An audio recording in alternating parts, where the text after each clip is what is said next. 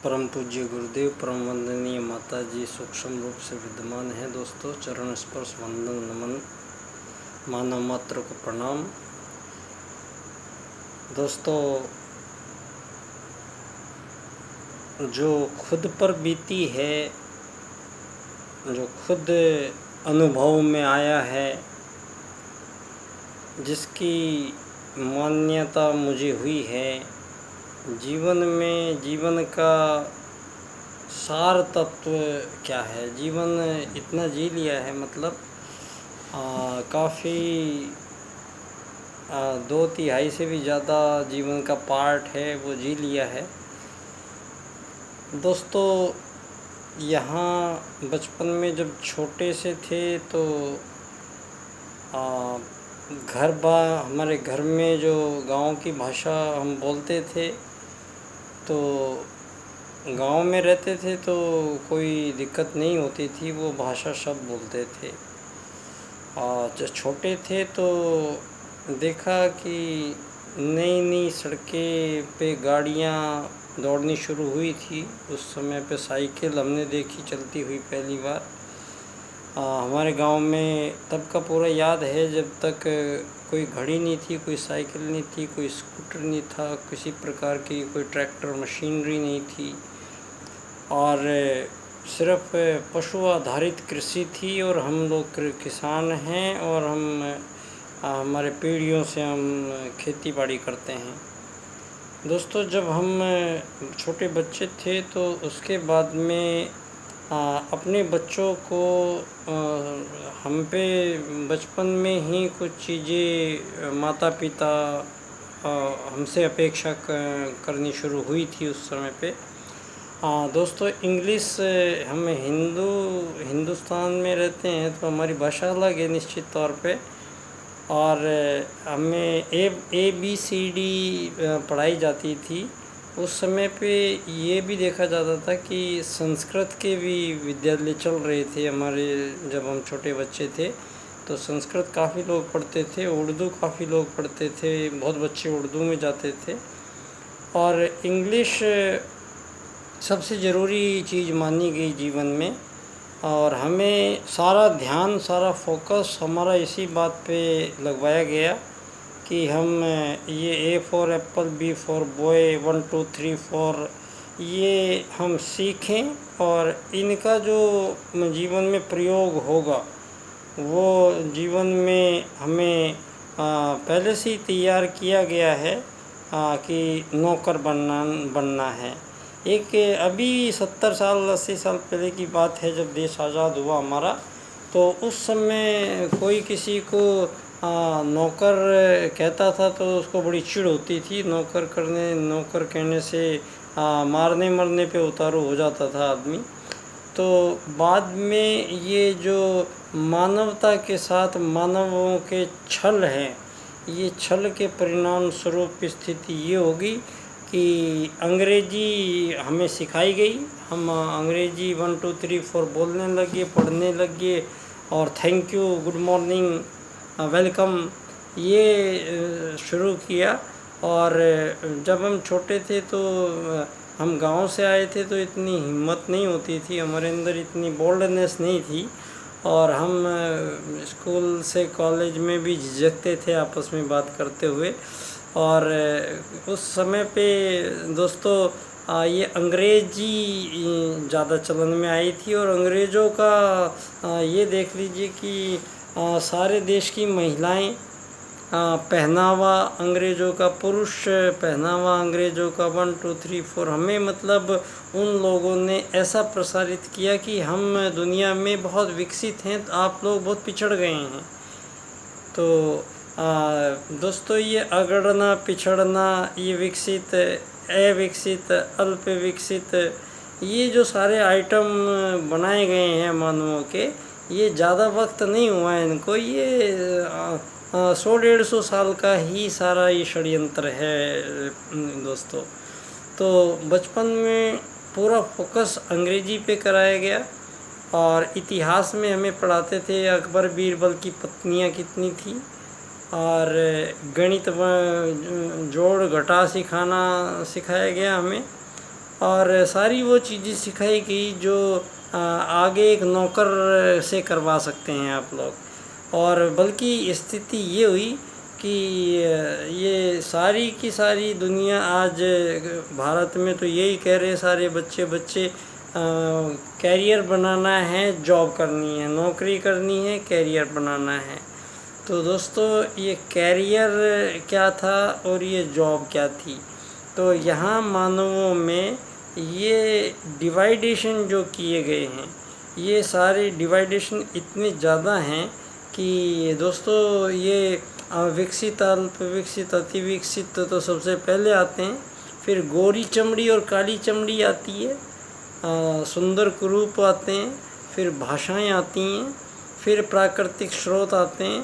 तो हर देश में ये जो आप देश कह रहे हैं जिनको, दोस्तों ये धरती पे यहाँ कभी न कभी तो मानव आया था पहली बार।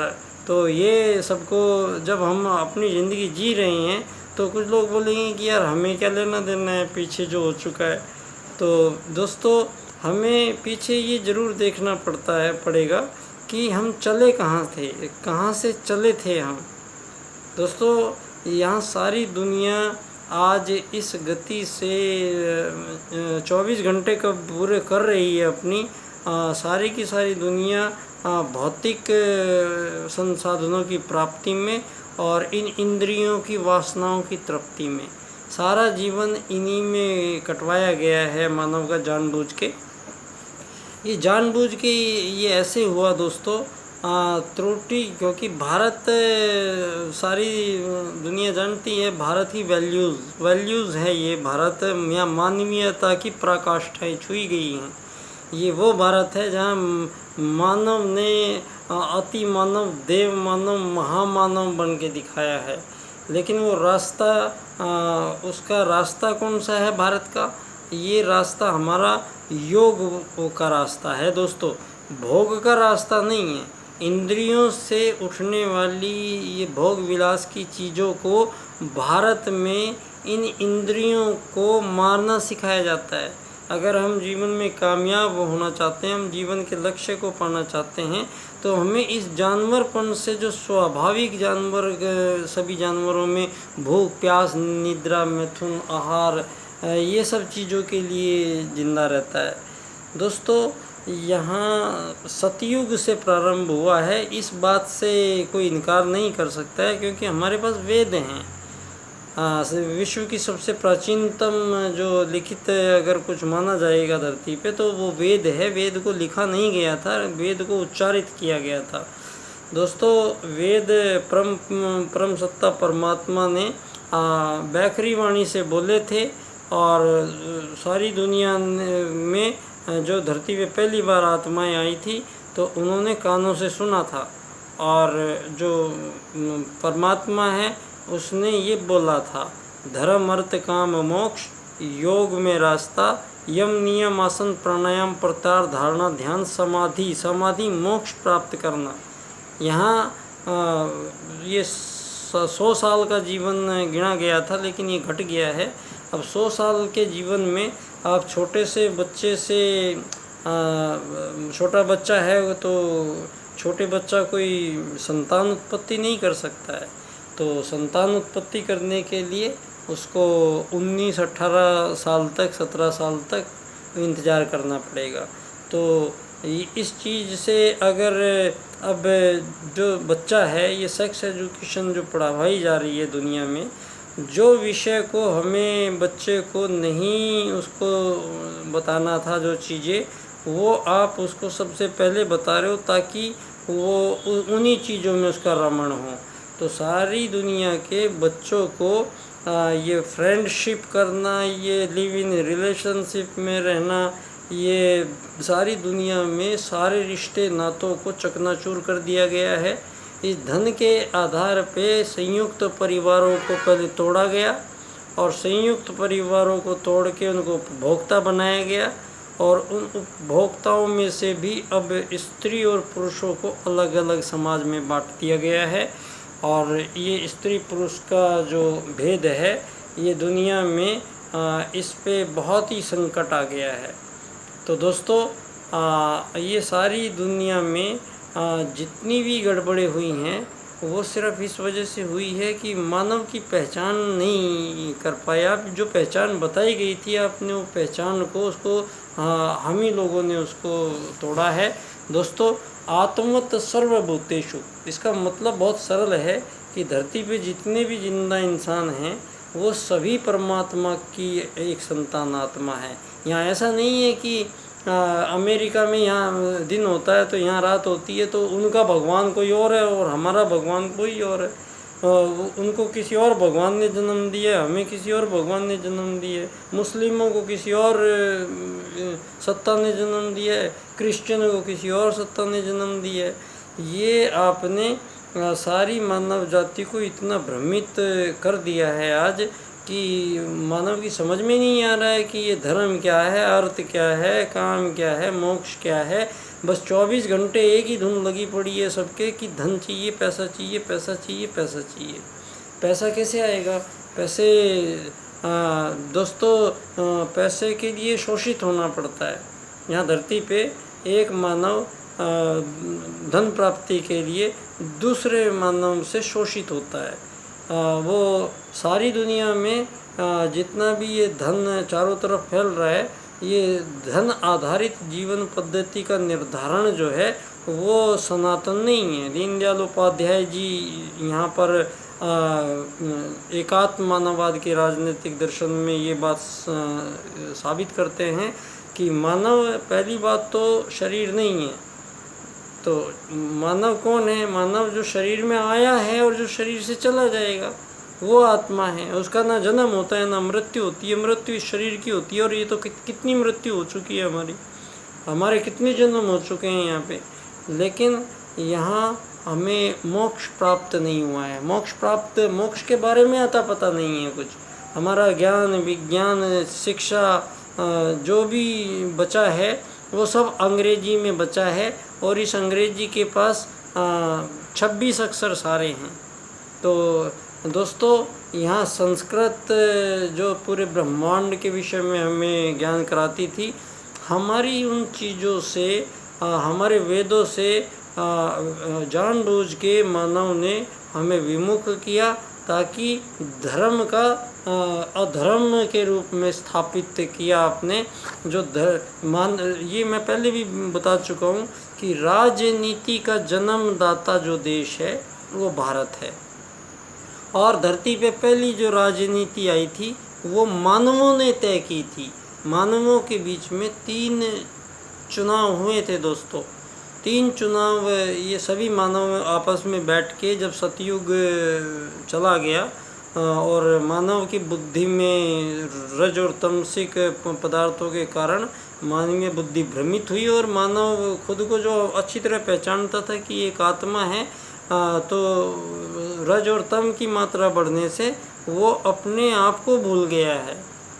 तो सबसे बड़ी दिक्कत धरती पे एक ही हुई है कि मानव जो है वो खुद को भूल गया है और मानव का बाह्य विखंडन है, बाहर ढूंढता फिर रहा है सारी धरती पे मानव। सारी धरती पे सारी दुनिया के लोग उस भगवान को ढूंढते फिर रहे हैं जो उनके अंदर अंश में बैठा है। वो खुद को नहीं समझ पाए हैं तो परमात्मा को कहाँ से समझेंगे? जब आप परमात्मा का ही एक अंश, यहाँ से आप खुद एक शरीर बन के बैठ गए हो, तो जब आप आत्मवत् सर्वभूतेषु को नकार देते हो तो वसुदैव कुटुंबकम कैसे करोगे मोदी साहब? ये जो वसुदैव कुटुंबकम आप करोड़ों रुपए लगा रहे हैं यहाँ और सारी दुनिया के लोग आ रहे हैं, तो मुझे सिर्फ इतना बता दीजिए कि आज से 70-80 साल पहले आपका वसुदैव कुटुंबकम को इन अंग्रेज़ों ने वैश्वीकरण कर दिया है पहले। तो वैश्वीकरण में और आपके वसुदैव कुटुंबकम में मूलभूत अंतर क्या है, ये मैं जानना चाहूँगा। और इसी बात पर हम पंडित दीनदयाल उपाध्याय जी की जन्मस्थली पे 25 सितंबर को उनके जन्म दिवस पर मेरा व्याख्यान होगा। मेरा विषय है मानव एकात्मवाद से समग्र व संपूर्ण वैश्वीकरणवाद, टोटल एंड कंप्लीट ग्लोबलाइजेशन। धन्यवाद दोस्तों। बच्चा डॉक्टर, बाल्यकाल सेवा संस्थान, दीनदयाल उपाध्याय जी की जन्मस्थली, धानक्या, जयपुर से। सभी को प्रणाम, नमन,